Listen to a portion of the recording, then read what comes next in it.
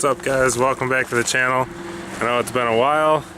I don't post too much on this channel. I've just been busy moving and everything like that, and it's kind of my secondary channel. We've got like an off-road channel that I mainly do. But anyways, back to the point. I just wanted to make this video before we got too far in the building process, and I wanted to do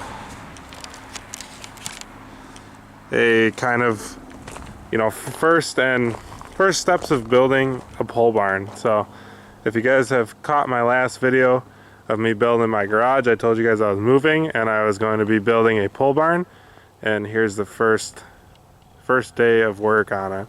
So luckily I was able to hire a contractor to come out and build this shell. So that's about as much as they're going to do. Is they're going to put the posts in the ground, do all the sheet metal, set the trusses, and basically that's about it. They'll do the man door, which there's going to be one here, there's going to be a window, and then another man door over there. But that's about all they're going to do. So not too much, but should save a lot of work for me. Me and a couple buddies are going to do the concrete ourselves. So I mean, I guess we'll start from the beginning. First thing you need to figure out is where you want to put it, and if you can do a pole barn at all, you know. So my last house, I couldn't do a pole barn because I was in a neighborhood and the township wouldn't allow it. So when I was looking for a house, I wanted land. So luckily I've got about 2 acres here and I'm able to do a pole barn on this amount of land.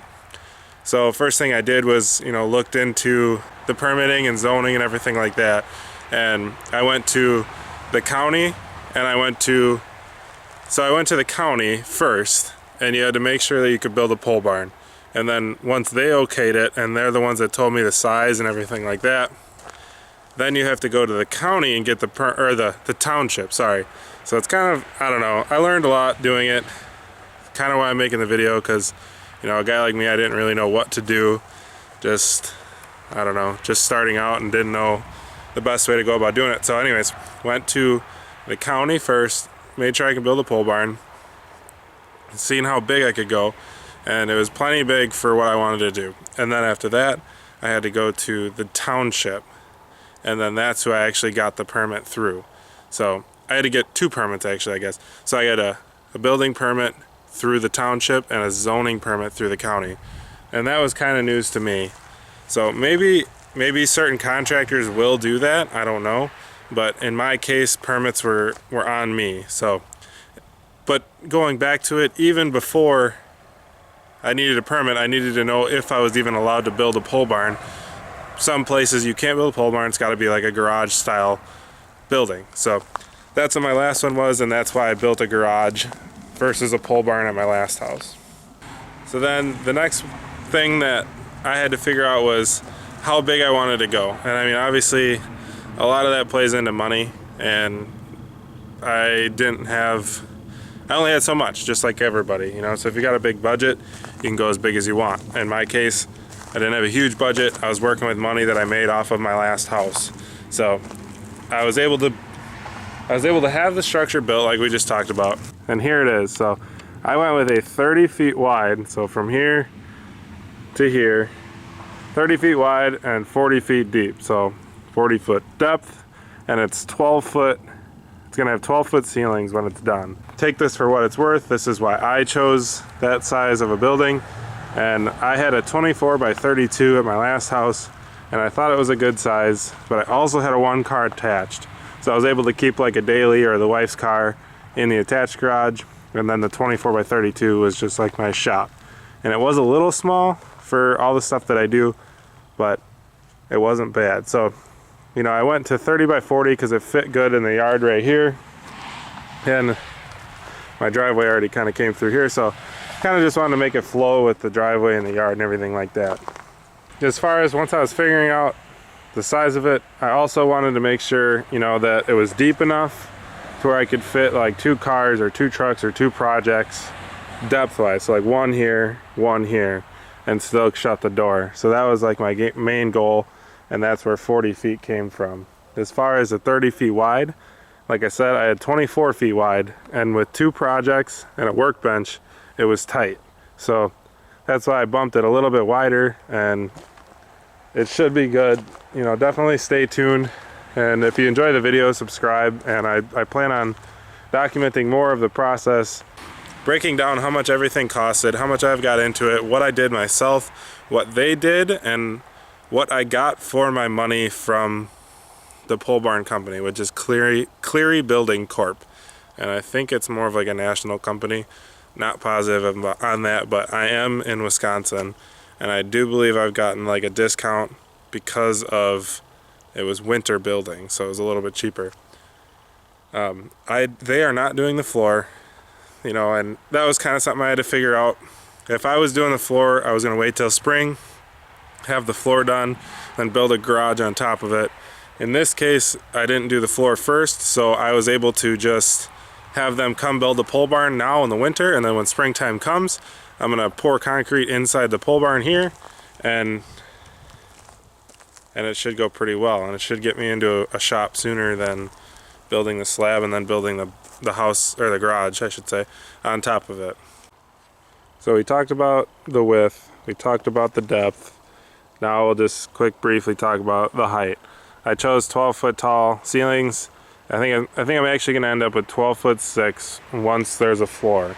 So it'll be around 13 foot to the trusses, then 4 to 6 inches of concrete, and that should give me about 12'6" for a ceiling height. And I did that because I want to do a car lift, and to my knowledge, that's about the height you need for the car lift that I'm looking for. So I'm going to do like a 2-post lift, that way I can work on suspension components, wheels, tires, all that kind of thing. I plan on documenting all that. I'm going to install that myself.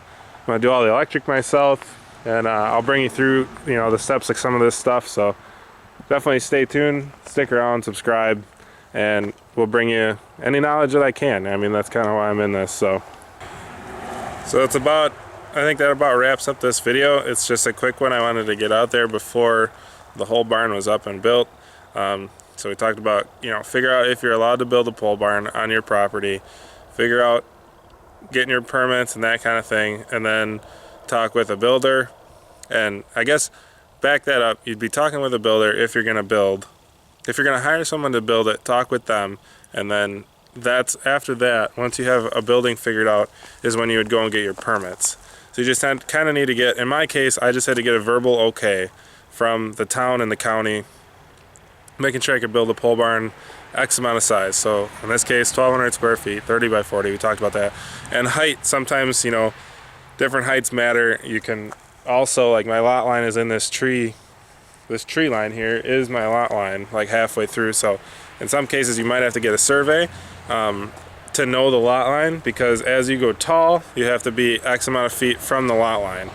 In my case, there was a survey on file. It was done, you know, like 20 years ago, but it didn't really matter because it was based off the house, which didn't change. So I was able to save that cost. I think I had to buy it for like 20 bucks or something from the county, and then just mark off the house to the tree line to get my distance. I think in my case, I had to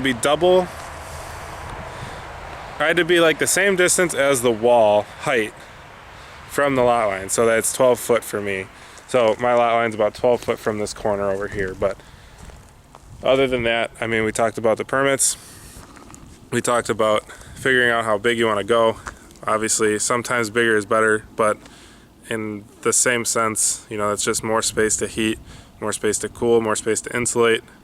So I don't know, it's kind of a double-edged sword. You could always finish off half of it, but, you know, build as much as money can allow is basically the best thing to my knowledge. Yeah, then find a builder and figure out what you guys want to do and make a deal, get your permits, and then just wait for construction is basically the route I went. I think that's about all for this video, guys. Thanks for watching, and definitely, like I said already, stay tuned, subscribe, and follow along for the build. I'm going to break it all down, do videos, not really how to, but just kind of show all the steps along the way, what I do, why I chose what, how much it all costed. So if you're looking into building a barn, this might be a pretty cool series for you to watch. Other than that, I think that's it, guys. Thanks for watching. Stay tuned. See you next time.